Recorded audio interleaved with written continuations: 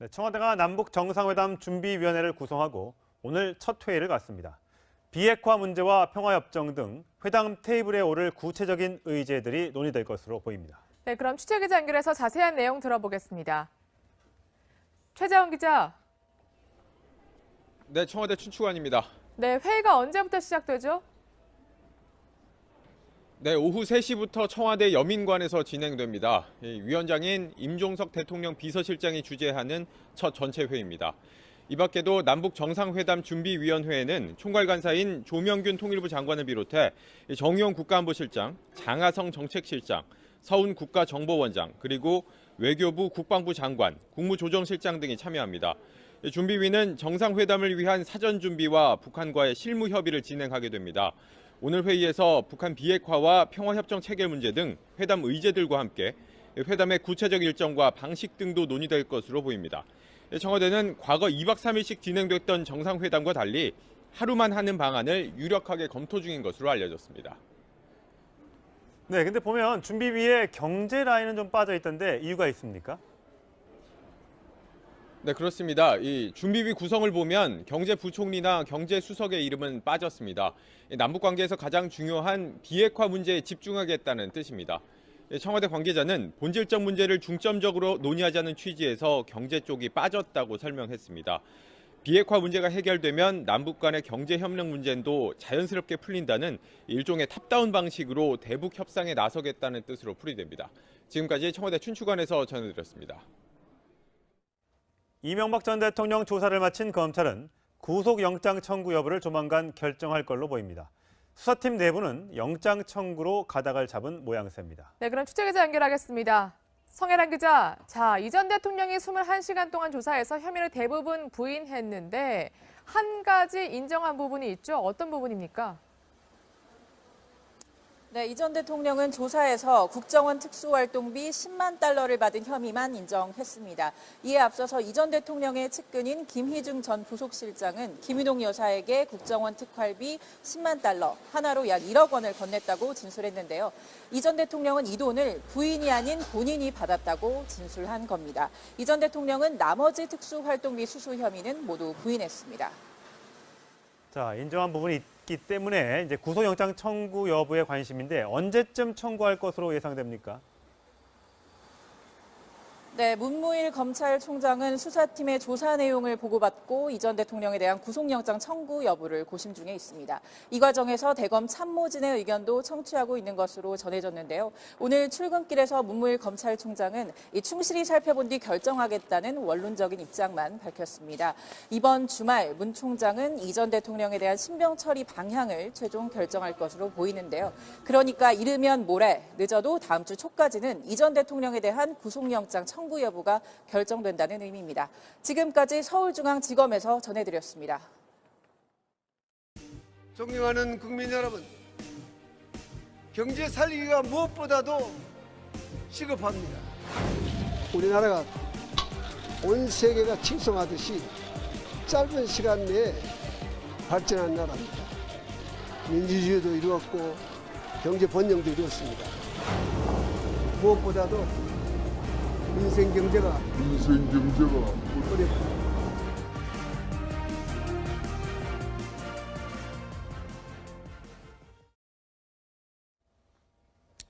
네, 이렇게 이명박 전 대통령 최근 들어서 유독 더 경제를 강조하는 모습을 보였는데요. 하지만 명백히 100억 원대 뇌물수수 피의자가 되어서 포토라인에 섰고 현재 검찰 조사가 또 활발히 진행되고 있습니다. 이 부분 사회부 김예빈 기자와 함께 얘기 나눠보겠습니다. 안녕하세요. 네, 김 기자, 오늘 일단 이명박 전 대통령에 대한 수사 상황을 조목조목 살펴볼 키워드를 준비했잖아요. 첫 번째 키워드는 뭔가요? 네, 첫 번째 키워드는 10만 달러만 받았다입니다. 네. 이명박 전 대통령이 인정한 첫 번째인데요. 원세훈 전 국정원장이 김희중 전 부속실장을 통해서 건넨 국정원 특활비 10만 달러에 대한 얘기입니다. 이 전 대통령은 검찰 조사에서 이 돈을 받았다고 인정했습니다. 그러니까 다른 부분은 다 인정을 하지 않았는데 이 국정원 특활비 10만 달러에 대해서만 인정을 한 거군요. 네, 그렇습니다. 국정원 특활비 수수 혐의가 지금까지 총 17억 5천만 원인데 네. 그중에 약 1억 원에 대해서만 인정을 한 겁니다. 예. 왜 하필 이 돈에 대해서만 인정을 했냐 이런 의문이 제기되는데요. 그렇죠. 검찰은 이미 김 전 실장에게서 구체적인 진술을 확보한 상태입니다. 먼저 미국 순방전인 2011년 10월에 김희중 전 부속실장이 김윤옥 여사를 수행하는 여성 행정관에게 이 돈을 전달했다고 진술한 건데요. 김윤옥 여사가 수사선상에 오르는 상황을 차단하려고 이 전 대통령이 이런 진술을 한 것으로 전해집니다. 네. 이제 이명박 전 대통령이 이 돈의 이제 출처를 밝혔는지가 이제 관심인데 일단 보면 여사를 수행하는 여성 행정관한테 갔고 본인이 받았다면 이 여성 행정관으로부터 이명박 전 대통령이 받아서 썼다는 얘기가 되잖아요. 네, 그렇습니다. 이명박 전 대통령은 돈을 받은 사실은 인정을 하면서도 구체적인 사용처를 밝히지는 못했습니다. 예. 나란 일, 공적인 용도로 사용했다 이 정도로만 언급을 했고 조금 더 구체적으로는 대북 공작금에 사용했다 이 정도로 진술한 것으로 전해지고 있는데요. 예. 검찰이 용처를 계속해서 추궁하자 구체적으로 말할 수 없다고 밝혔습니다. 검찰은 돈의 용처랑은 관계가 없이 이 돈이 국정원으로부터 상납받은 돈이기 때문에 불법 자금이라고 판단하고 있습니다. 근데 대북 자금이라고 하면 대북 공작금이라고 하면 국정원에서 그냥 바로 집행하면 될 것을 왜 저게 이명박 전 대통령 또 청와대에서 해외 순방 갈 때 돈이 건너갔다가 다시 그게 대북 공작금으로 쓰였는지 이 부분이 좀 해명이 돼야 되는 거죠. 네, 그렇습니다. 검찰도 이 부분에 대해서 이 전 대통령 진술의 신빙성을 의심하는 이유입니다. 그렇군요. 네. 일단 이 부분을 좀 알아봤고 또 이제 김윤옥 여사에게 전달된 돈이 또 있다면서요. 그건 어떤 돈입니까? 네, 그렇습니다. 검찰은 최근에 김윤옥 여사에게서도 불법 자금이 김윤옥 여사에게 건너간 정황도 포착을 했는데요. 이 전 대통령을 소환하기 사흘 전에 검찰은 이 전 대통령 사위 이상주 삼성전자 전무를 조사했습니다. 그 과정에서 새로운 진술을 확보한 건데요. 이팔성 전 우리금융지주 회장이 이 전 대통령에게 건넨 불법 자금이 있습니다. 22억 5천만 원 정도 되는데요. 이 중에서 이상득 전 의원에게 전달된 8억 원을 제외하고 나머지 14억 원 중에 일부가 김윤옥 여사에게 전달됐다는 겁니다. 예. 검찰은 이 전 대통령에게 김 여사가 받은 게 맞는지 소환 조사 때 물었는데요. 예. 이 전 대통령은 여기에 대해서 모르는 일이라고 답했습니다. 예. 그러니까 이 돈을 전달한 사람은 이제 이상주 사위로 지금 알려지고 있지 않습니까? 그렇다면 이팔성 전 회장이 건넸다는 그 돈은 그러면 이팔성 전 회장 개인 돈입니까? 아니면 무슨 돈입니까?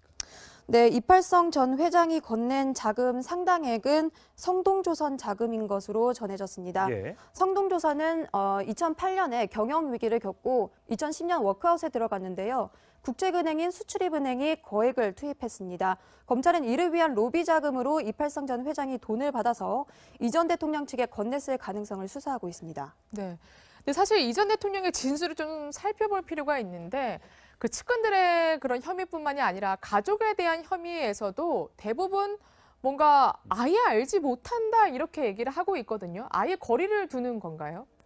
네, 그렇습니다. 김윤옥 여사에 대한 질문 외에도 이 전 대통령은 검찰에서 불리한 질문을 할 때마다 알지 못한다, 또 보고받지 못했다 이런 태도로 일관을 했습니다. 김백준 전 기획관 등 측근들의 진술에 대해서는 처벌을 경감받기 위해서 허위 진술을 하고 있다 이렇게 말을 했는데요. 허위 진술. 네, 그렇습니다. 이 전 대통령은 그 전에는 나에게 모든 책임을 물어달라 이러면서 측근들을 감싸려고 하지 않았습니까? 그렇죠. 그 태도와는 지금 차이를 보이고 있는 겁니다. 그렇군요. 먼저 지난 기자회견 영상 한번 보시죠. 재임 중 일어난 모든 일의 최종 책임은 저에게 있습니다. 더 이상 국가를 위해 헌신한 공직자들을 짜 맞추기식 수사로 괴롭힐 것이 아니라 나에게 물어달라 하는 것이 저의 오늘의 입장입니다. 그렇게 나에게 책임을 물어달라고 했는데 정작 검찰 조사에 가서는 나는 다 모른다 이렇게 얘기했으니까 결국은 뭐 증거를 가져와 봐라 이런 자신감의 표현이라고도 볼 수 있을까요? 그렇다기보다는 이제 검찰 수사가 진행되면서 불리한 정황들이 계속해서 나오고 있자 측근들의 책임으로 전부 책임을 떠넘기는 모양새를 보이고 있는 겁니다. 예. 자, 김 기자. 이번에 두 번째 키워드 소개해 주시죠. 네, 두 번째 키워드는 67억 원은 형한테 빌렸다입니다. 형이요? 어떤 형이요? 네, 큰형 이상은 다스 회장인데요. 예. 검찰은 도곡동 땅 매각 대금 중 67억 원이 이 전 대통령 논현동 자택을 건축하는 대금으로 사용됐다는 증거를 예. 이 전 대통령 조사를 할 때 제시를 했습니다. 예. 이 전 대통령은 큰형에게서 빌린 돈이다 이렇게 해명을 했는데요. 네. 그러면서도 차용증을 썼지만 찾지는 못했고 이자는 주지 않았다고도 진술했습니다. 검찰은 아무리 형제 간의 거래라고 하더라도 67억 원이 전달된 과정을 납득하기가 어렵다고 보고 있습니다. 네, 67억 원이면 굉장히 큰 돈인데 이제 이상은 회장도 앞서 검찰 조사를 받지 않았습니까? 이 이상은 회장은 이 67억 원에 대해서 그러면 내가 빌려준 게 맞다 이렇게 진술을 했나요? 어떻습니까?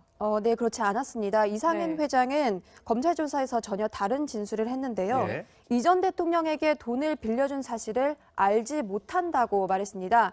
다스 실소유주 의혹의 마지막 기로에 서게 된 건데요. 이 형제가 서로 엇갈린 진술을 한 겁니다. 그렇네요. 도곡동 땅 매각 대금 일부가 다스로 흘러들어갔기 때문에 다스의 실소유주가 누군지 파악하기 위해서는 굉장히 중요한 단서인데요.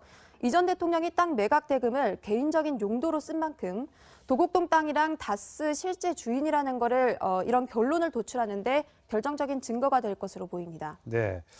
자, 이명박 전 대통령 측이나 또 일부 보수당에서 목소리를 내는 사람들은 정치 보복이다라는 주장을 하고 있습니다만 여당인 민주당에서는 이런 반응을 내놨습니다. 한번 들어보시겠습니다.